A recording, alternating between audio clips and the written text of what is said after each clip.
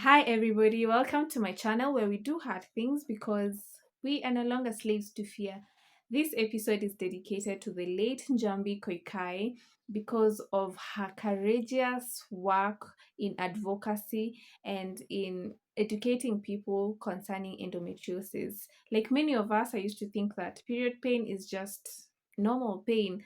But once I started following her back then, and as she shared her stories, I learned about endometriosis, which unfortunately is what she succumbed to.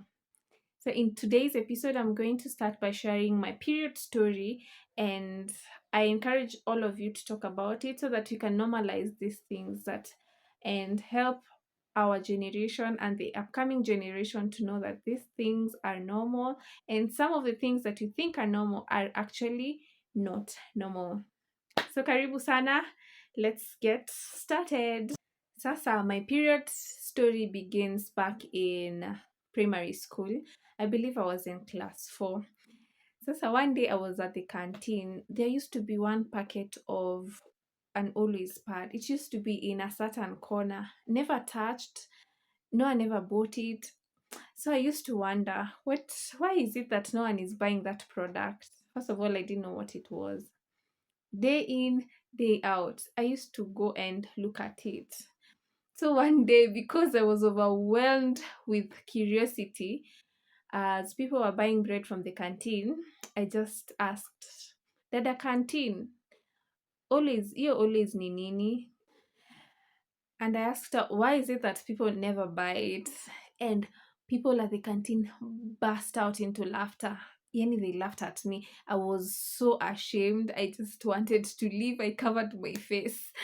But the canteen lady was so nice. She just chuckled and told me, that is, Ioni always, it's used for periods. And I just didn't even want to ask more. I was already embarrassed. People were laughing at me. But at least I knew what it was. So, going on to class 5, that is when the topic on reproductive system was taught, and I was also not very comfortable, like many of my other students. We just wanted it to end quickly because here is when the teacher is telling you about how your body is going to change, what you should expect. There are all those drawings plastered in your face. Hey, it was not a comfortable topic.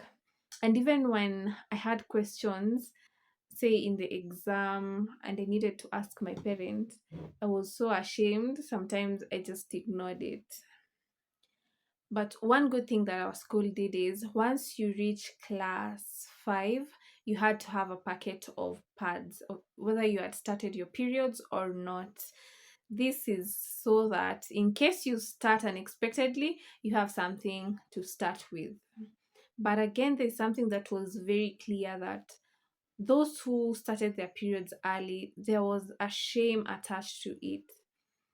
It was, people treated them as if it was not normal. They couldn't talk about it because how can a class 5 girl start their periods that early? When you would see a young girl, say a class 5 girl with a full chest, people treated them differently. You would look at them differently and not as a child, when indeed they were a child just going through the normal biological processes. And it was never talked about. No one ever talked about what they were going through, how they were handling it. I think for me, what saved me were the TV ads back then. There used to be so many ad stories, and always was at the forefront of it. Because that there was this particular ad that where some ladies used to sleep, and then they say that there's no stain till morning. Yeah, I came to find out it's a lie. It's a lie. It's a lie. It's a lie. So I sometimes I would sleep, and then in the morning there is stains of blood all over my bed, my dress. I don't know if that particular ad works or what I was doing wrong, but that was it for me. So going on to high school, this is where I would say periods were not very shameful. our our school used to have several meetings where they would educate us about what periods are, how to use period products, and how to take care of ourselves in terms of hygiene. We used to have house meetings, and in these house meetings, they would demonstrate how to put on a pad on your panty. They would tell you if you maybe they would suggest that you take a bath regularly. It was proper education, which again I'm thankful for, because that is what saved me. I don't know what I could have done. Sasa, this when in high school, that is when I started my periods. I was around 15, somewhere thereabout. So this day I am in class. For some reason I am feeling so uncomfortable. The classes are so long. I didn't feel like going for lunch. I didn't go for lunch. So I just stayed on my desk doing work, class after class after class. So evening gets, and now I am going for supper because at least I love ugali was not bad. So I go for supper. After supper, I go I go to the washrooms, and voila, a pool of blood. My panties are soaked wet. Remember, the whole day I've been feeling so uncomfortable. I was having severe back pains. I was wondering, what is this? And now I've gone to the washrooms, and now I have found that my panties are stained. Like, it's a miracle that I don't know how I didn't get to my skirt, because remember I was seated the whole day. Sasa, parade is about to come. I need to clean up myself. I can't. So I quickly rush to the dormitory, pick a clean panty and pad, and of course use it. And I looked at the one I had. I said, "This one, I can't even wash it." Disposed it in the toilet. I thought for sure this stain would never come out. So I did that. And I was so, I don't know what feeling I had. I was not happy because periods. I was imagining every month I have to experience this.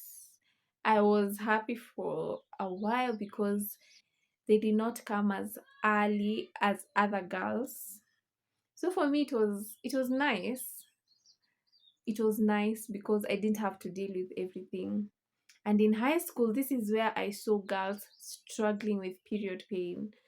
Girls used to be carried to the school nurse because the pain was too much. They'd stay there even for 2 days because they can't even walk. So much pain. This is where I saw girls struggling with excessive bleeding. There was a girl who, at some point, I remember she was going around asking people to donate pads to her because she had exhausted hers. She was having very long periods. It was now over 2 weeks, past the 2 weeks mark. So she had used so many. She clearly had a problem. There were those who had nausea, they couldn't go to class. Yani, I saw people struggling so much. And there was also this lady who, at some point, went to the school nurse because her tampon was stuck in her vagina. And that thing scared me. I think it's one of the reasons that made me a bit hesitant. I did not want to try the tampons because, hey, if it got stuck, what would I do? She had to go to the nurse to get it out for her. That was crazy. But yeah, high school was good. There was a lot of education on periods, but not as much as it should have been. Mainly because period pains were just normal.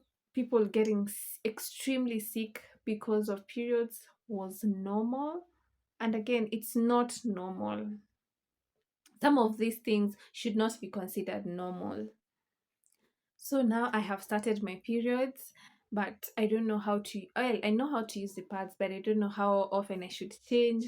And again, back to the ads, they used to say 6 to 8 hours. Hey, past the 1 hour mark, I used to feel so uncomfortable.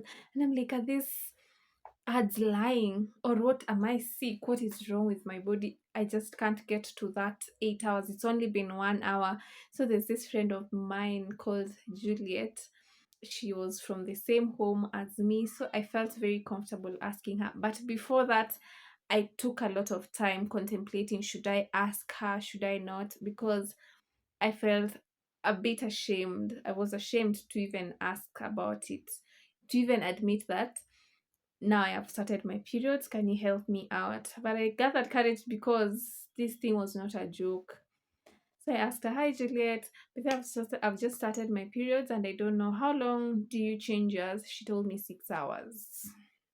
Six? Yeah, she told me six, but sometimes it depends. Five, 8. Yeah, she just told me 5, 6, 7 hours actually. So I tried hour two, nothing. Yani I can't. So uncomfortable. So I just decided, I'll be changing after every 2 hours. So after every 2 hours or the breaks during the short break, long break, lunchtime, Gioni, I used to change very often because it was so uncomfortable. Imagine seated the whole day. Ukisimama, you just feel like your skirt is soaked. You had to ask your seatmate to look at your skirt if it's okay so that you can proceed. And it was so uncomfortable. But then I got used to it, and that's how my journey started. And now I had to tell my mom that I have started my periods. Again, another hurdle.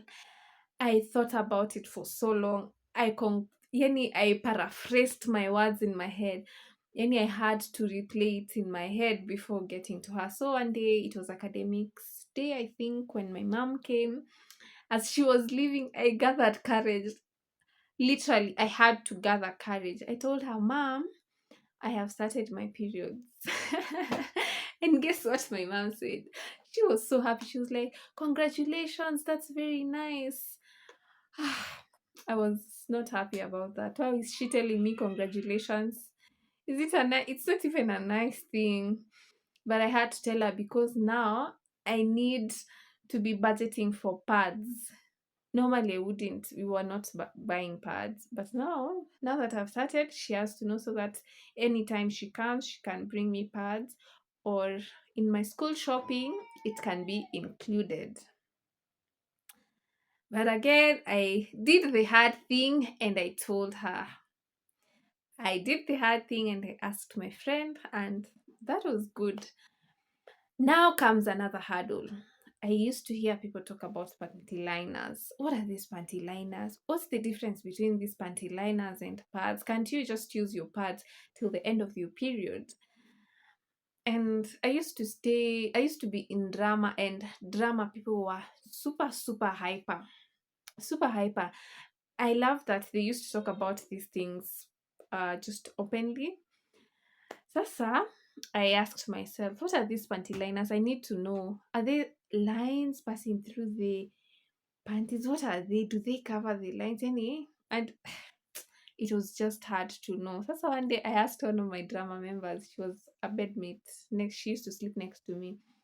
Asked her, by the way, what are these? How do you use these panty liners?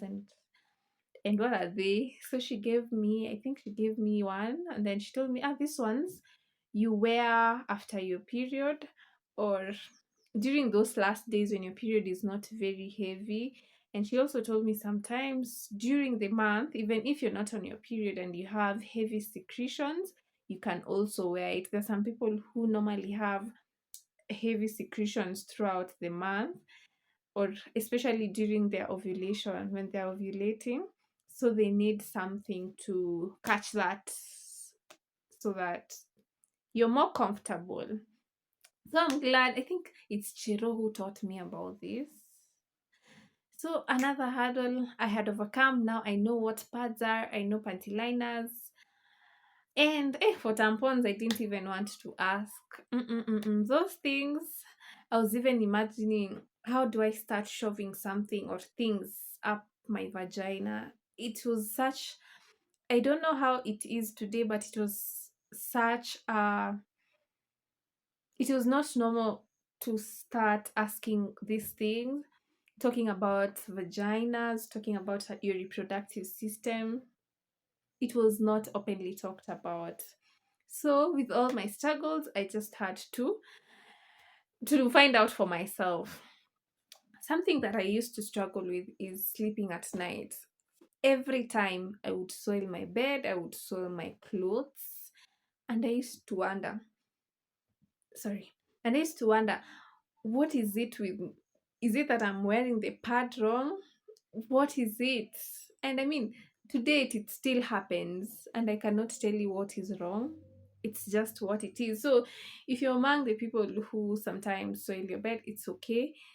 Just feel like you're not alone. And sometimes there's nothing much you can do about it.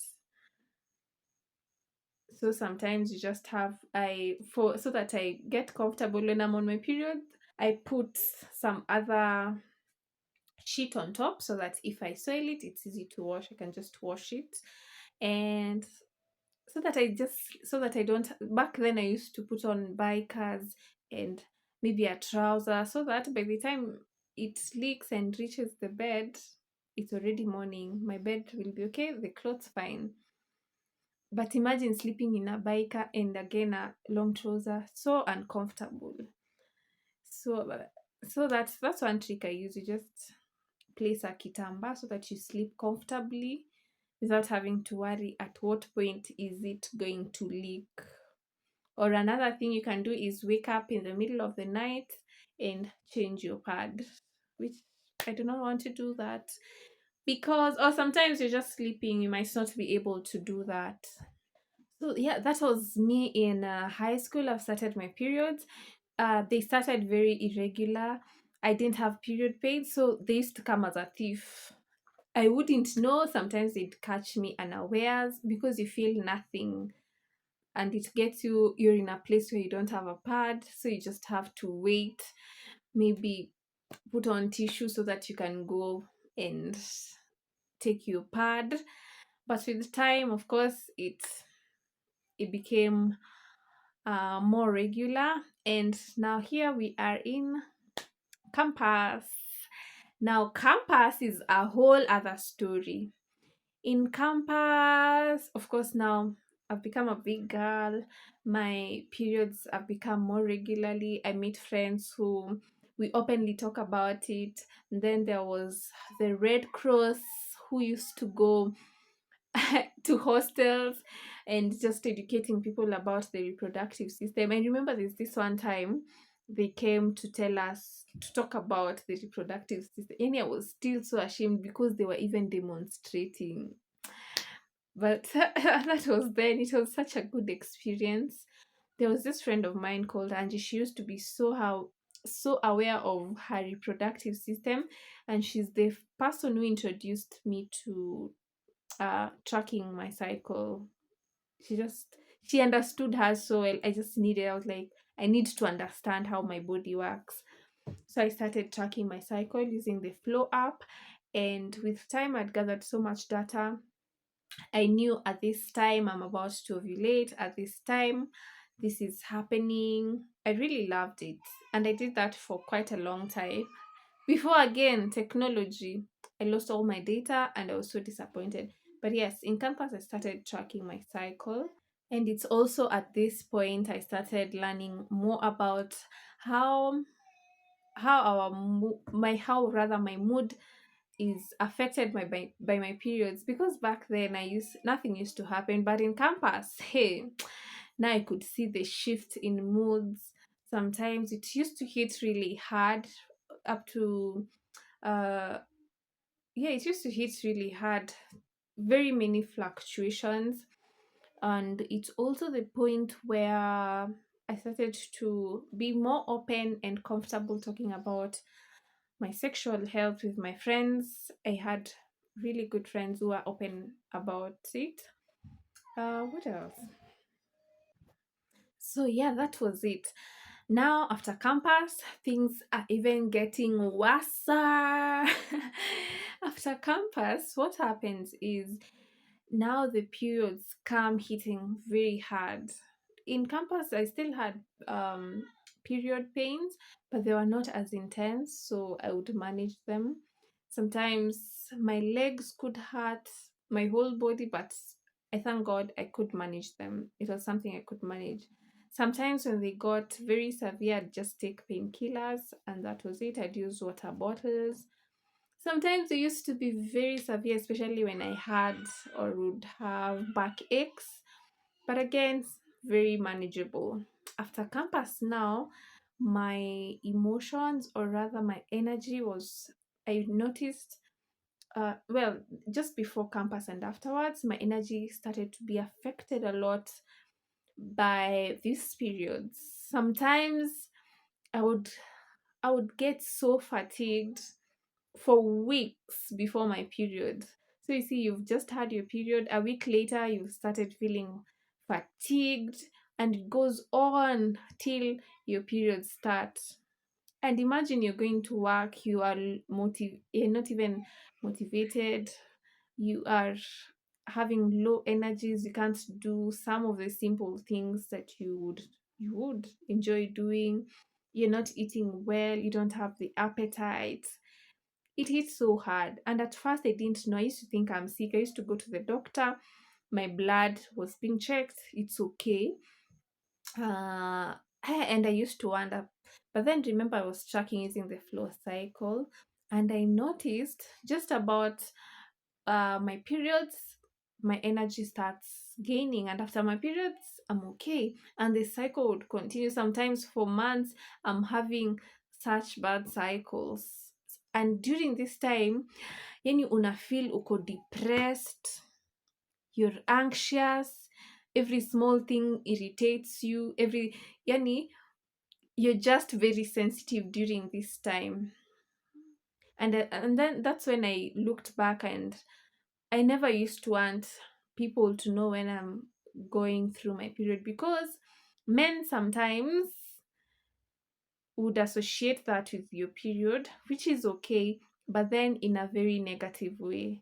Someone does something wrong, and instead of them apologizing, they say, huh, that girl, I'm aware, it's because you're on your periods. Is it that time of the month? And I used to find that very offensive. And that is why I used to think that is why people are keeping their periods private. People do not want to talk about it, because instead of being supportive, now you're castigating them, you're making it seem it's not nice. I was not happy about it. Yeah, that was really not a nice thing. And then after campus, that is also when I started to learn more about other options, period product options rather, like tampons, cups, discs. There's so much out there, but most of us stick to sanitary pads because it's cheaper. It's what you can easily maintain. Imagine if you need to use a cup, you have to have access to clean water. And most of our bathrooms, or rather washrooms, are not designed in a way where it's private. I mean, the sink is inside the toilet. So it gets very difficult. Imagine somebody coming out with their cup wanting to wash. It's normal, but sometimes you just want the private, and you just want it to be private, especially when you are sharing the washrooms. I've also had recently so many people advocating for good hygiene, people talking about endometriosis. Maybe will I will shed light on it sometime later. And what else? Yeah, but one thing that I honestly know that even now, not many people are comfortable talking about their stories. Most men are not supportive. You hear people joking about supporting your babe or supporting girls around you during their periods. It's because sometimes girls go through a lot. Imagine the emotions, imagine the pain, imagine yani almost the whole month people are struggling with energies. So it's good that men are also educated on this topic so that they're able to come at the right time. When your wife needs the support, you'll be able to offer it. When she tells you, I'm in pain, you do not have to see her hold her stomach so that you know indeed she is in pain. Rub her feet, rub her back, be gentle on her. If she gets angry very fast, know how to handle her. Maybe be the bigger person. Sometimes it's an 80-20 thing, 50-60. So at this time, maybe what about you try being the one offering the 80% instead of always attacking or saying this woman is always complaining, always. Sometimes it's just the care, it's just the understanding. When you empathize, you try and understand what are these women going through. I even ask them, how often do you change? Sometimes surprise them with these products, surprise them with the knowledge that so that just even ask the girls around, but have you ever used this product? How is it? Let us have a community where these things are talked about openly, where they are talked about in a way that is educative and not demeaning. Yani, I'm telling you, there's a statistic that says over 50% of school-aged girls cannot afford the basic menstrual hygiene products. Imagine that. And it even says that over 65% of women and girls cannot afford pads regularly. Imagine, over 65%. That's like a whole population. So I really would like to hear your period stories. Um, what is it that is considered normal, not normal? Share with us your embarrassing moments or moments that you thought were embarrassing. Share with us how you navigated through your periods, the things you've learned now, things that you hope to learn. I would like to hear your period stories, and I'd like also to know what men think about it. How do you approach it? What's your thought about periods? Are you open to discussing it with the women around you? Tell me what you think.